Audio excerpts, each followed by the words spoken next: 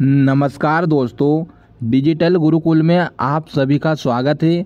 दोस्तों, आज का सेशन आप सभी के लिए बहुत ही महत्वपूर्ण होने वाला है। आज का सेशन में मैंने साइंस के इम्पोर्टेंट क्वेश्चन लिए हैं सेल टॉपिक का, जो अगर आप एसएससी, रेलवे या स्टेट लेवल की कोई सी भी एग्ज़ाम की तैयारी कर रहे हैं तो आपको बता दूं कि साइंस के 25 प्लस क्वेश्चन 100% पूछे जाते हैं। इसलिए सेशन को शुरू से लेकर अंत तक देखते रहिए। देखिए, मैंने बायोलॉजी से स्टार्ट किया है। देखिए, आपको एक बात बता दूं कि सेल टॉपिक इतना इम्पोर्टेंट है कि आपको एग्ज़ाम में 2 से 3 क्वेश्चन देखने को मिलते हैं। इसलिए ये टॉपिक लिया है मैंने। एग्ज़ाम नज़दीक आ चुका है। चलिए शुरुआत करते हैं। क्वेश्चन दे रखा है, डीएनए में होता है, क्या होता है डीएनए में? ऑप्शन ए दे रखा है एमिनो एसिड, ऑप्शन बी दे रखा है पेप्टाइड्स, ऑप्शन सी दे रखा है पेम्टोस, ऑप्शन डी दे रखा है न्यूक्लियोटाइड्स। राइट आंसर बताइए इसका। अगर राइट आंसर की बात करेंगे तो ऑप्शन डी राइट आंसर हो जाएगा। डीएनए में क्या होता है? न्यूक्लियोटाइड्स होता है।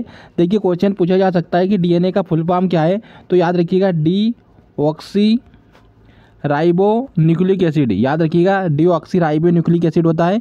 ये किससे बना होता है डीएनए? याद रखिएगा हिस्टोन प्रोटीन, फास्फेट और हिस्टोन प्रोटीन से बना रहता है। इस फैक्टर को भी याद रखिएगा। ठीक है, नेक्स्ट क्वेश्चन चलते हैं। क्वेश्चन दे रखा है, कोशिका में प्रोटीन संश्लेषण का स्थान है। ऑप्शन ए दे रखा है माइटोकॉन्ड्रिया के अंदर, ऑप्शन बी केंद्रक के अंदर, ऑप्शन सी राइजोसोम के अंदर, ऑप्शन डी केंद्रिका के अंदर। देखिए, अगर आप राइट आंसर की बात करते हैं तो क्या बताइए?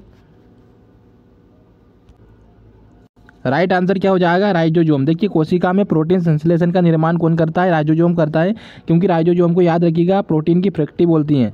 क्वेश्चन पूछा जा सकता है कि प्रोटीन की फैक्ट्री किसको बोलते हैं? राइजोसोम को बोलते हैं।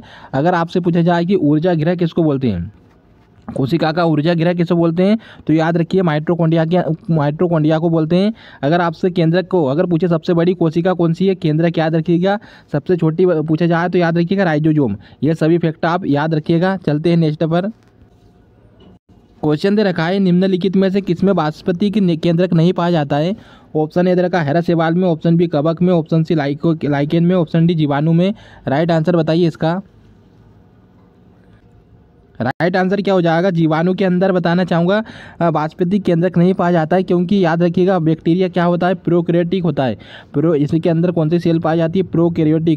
प्रोकैरियोटिक सेल पाई जाती है, ये याद रखिएगा। और एक बात और याद रखिए कि ये इसके अंदर न्यूक्लियस भी नहीं होता है। और साथ में आपको बता दूँ कि ये सेल वॉल होती है। इसके अंदर क्या होती है? सेल वॉल होती है, याद रखिएगा। नेक्स्ट चलते हैं। क्वेश्चन दे रखा है, निम्नलिखित में से कौन सी कोशिका सबसे लंबी है? ऑप्शन ए दे रखा तंत्रिका कोशिका, ऑप्शन बी पेशी कोशिका, ऑप्शन सी अस्थि कोशिका, ऑप्शन डी डेंड्राइट्स।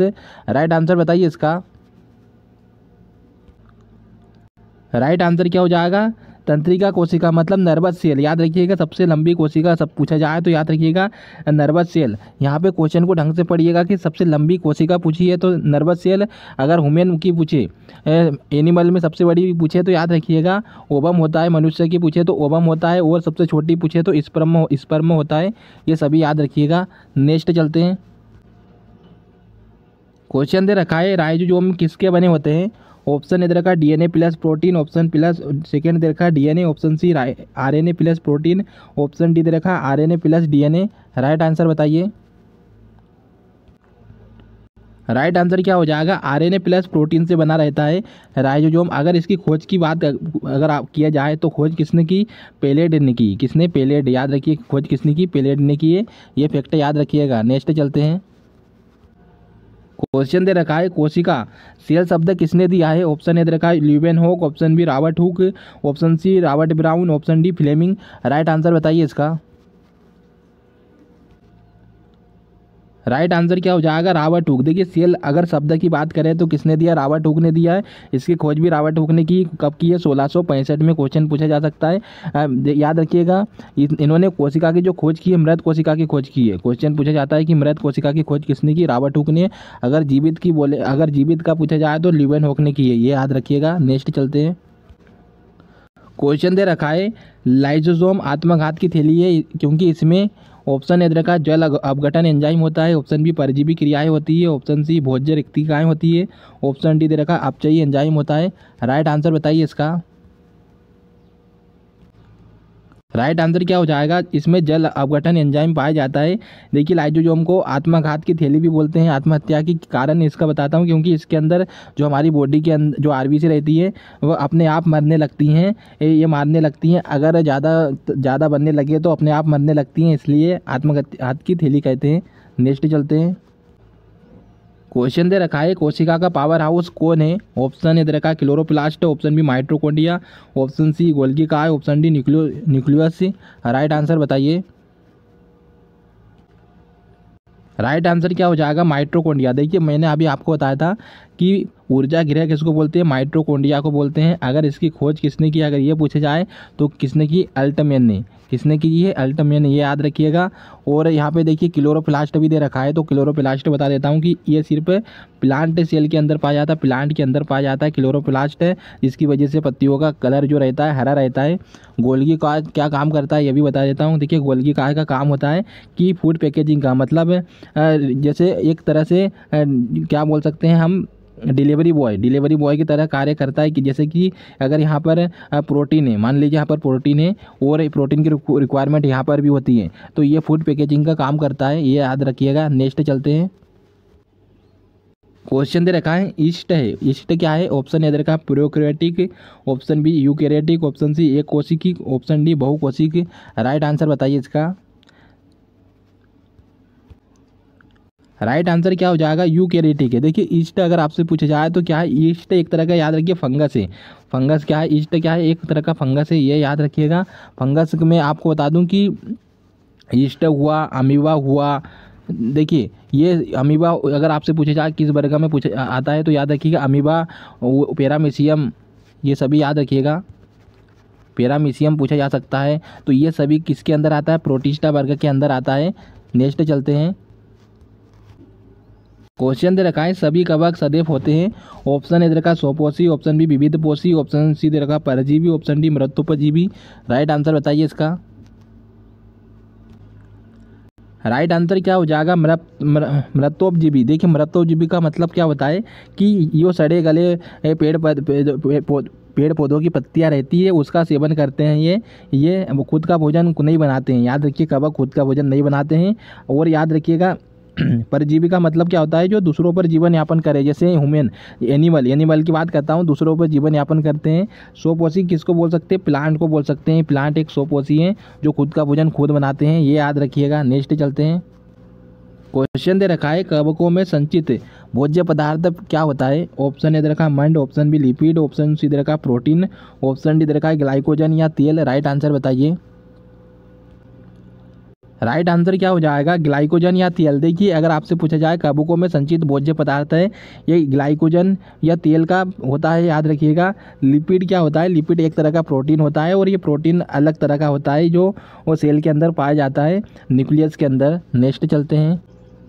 क्वेश्चन दे रखा है, आरएनए की संरचना में डीएनए में उपस्थित थायमिन के स्थान पर होता है। देखिए मैं आपको पहले बता दूं, आरएनए और डीएनए, आरएनए का फुल फॉर्म बताना चाहूँगा, राइबो न्यूक्लिक एसिड होता है, और डीएनए का होता है डीऑक्सी राइबो न्यूक्लिक एसिड, ये याद रखिए। देखिए आरएनए के अंदर ये तीनों पाए जाते हैं, आरएनए और डीएनए के अंदर ये तीनों रहते हैं, याद रखिएगा, ठीक है। और क्या अंतर अलग आता है वो बताता हूँ आपको।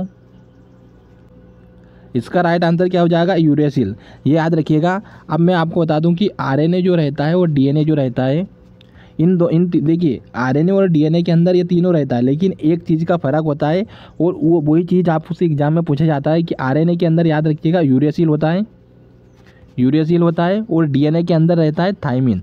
बस इतना फ़र्क आप याद रखिएगा, डीएनए के अंदर रहता है थायमिन, आरएनए के अंदर रहता है न्यूक्लियस है, ये याद रखिएगा, क्योंकि एग्जाम में यही क्वेश्चन पूछा जाता है। नेक्स्ट चलते हैं। क्वेश्चन दे रखा है, निम्नलिखित में से कौन सबसे छोटा जीव है? ऑप्शन ए दे रखा है विषाणु, ऑप्शन सी जीवाणु, option C yeast, option D mycoplasma. Right answer बताइए। राइट आंसर क्या हो जाएगा, माइकोप्लाज्मा। सबसे छोटा जीव अगर आपसे पूछा जाए तो क्या हो जाएगा, माइकोप्लाज्मा। देखिए मैंने अभी आपको बताया था कि माइकोप्लाज्मा एक ऐसा होता है कि बैक्टीरिया जरूर है, ये बैक्टीरिया होने के बाद भी इसमें याद रखिएगा सेल वॉल नहीं पाई जाती हैं।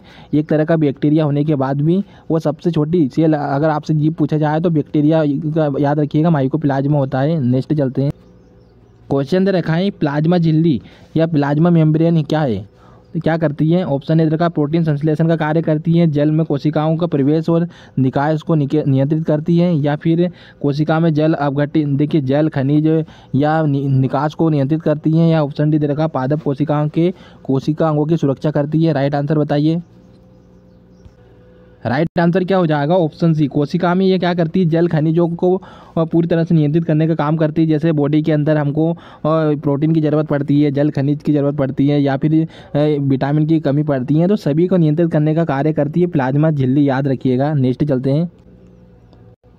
क्वेश्चन दे रखा है, इलेक्ट्रॉन सूक्ष्मदर्शी का उच्चतम आवर्धन होता है।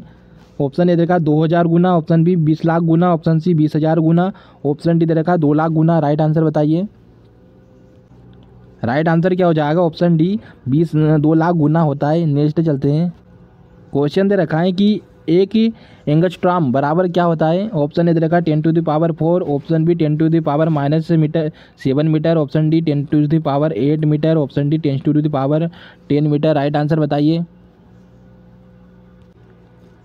राइट आंसर क्या हो जाएगा? ऑप्शन डी 10⁻10 मीटर होता है एक एंगस्ट्रॉम, याद रखिएगा। नेक्स्ट चलते हैं। क्वेश्चन क्या दे रखा है, एक कोशिका में सर्वाधिक पाया जाना वाला पदार्थ क्या होता है? ऑप्शन ए दे रखा न्यूक्लिक अम्ल, ऑप्शन बी दे रखा है वसा, option C carbohydrate, option D protein. Right answer बताइए। राइट आंसर क्या हो जाएगा? प्रोटीन। अगर आपके देखिए याद रखिएगा, अगर एक कोशिका में सर्वाधिक पाए जाने वाला पदार्थ पूछा जाए तो प्रोटीन होता है। बहुत सारे स्टूडेंट आपको बता दूं कि कार्बोहाइड्रेट लगा देते हैं, लेकिन ये गलत है, प्रोटीन राइट आंसर रहेगा। कितनी एटीपी का निर्माण करता है? याद रखिए 36 एटीपी का निर्माण होता है। और कहाँ पर होता है? ये माइटोकॉन्ड्रिया के अंदर होता है, क्योंकि माइटोकॉन्ड्रिया के अंदर ही ऑक्सीजन सप्लाई होता है बॉडी के अंदर। जो ग्लूकोज रहता है उसको ग्लूकोजन में कन्वर्ट करता है, ये याद रखिएगा। नेक्स्ट चलते हैं। क्वेश्चन दे रखा है, कोशिका सिद्धांत ये प्रतिपादित किसने किया था? ऑप्शन ए दे रखा है हर्से एंड लुरिया ने, ऑप्शन बी चट्टन बेबरी ने, ऑप्शन सी स्वीडन एवं स्वान ने, option D Jacob and Monod ने। राइट आंसर बताइए इसका।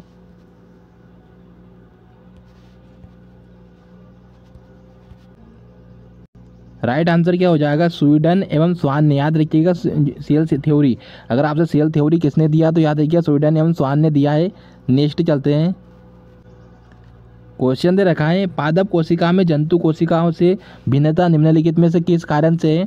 ऑप्शन ए देखा सभी पादप कोशिकाओं में क्लोरोफिल होता है, ऑप्शन बी पादप कोशिकाओं में केवल स्मूथ एंडोप्लाज्मिक रेटिकुलम होता है, ऑप्शन सी पादप कोशिकाओं की कोशिका भित्ति सेलुलोज की बनती होती है, ऑप्शन डी दे रखा है पादप कोशिका विशिष्ट नहीं होती है।